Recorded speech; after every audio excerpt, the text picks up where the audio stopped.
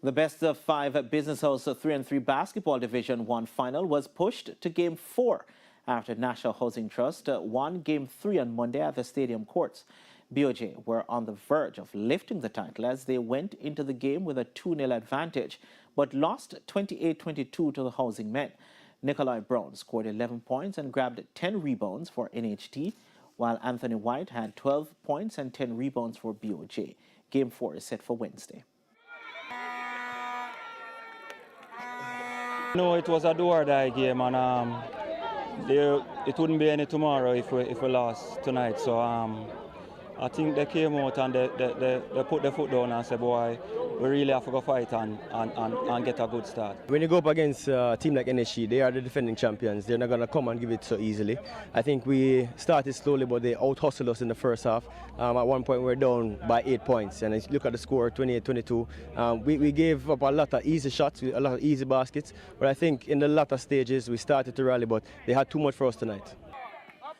The Jamaican Fire Brigade came from a game down to now lead Scotiabank at 2-1 after a 31-27 win in Game 3.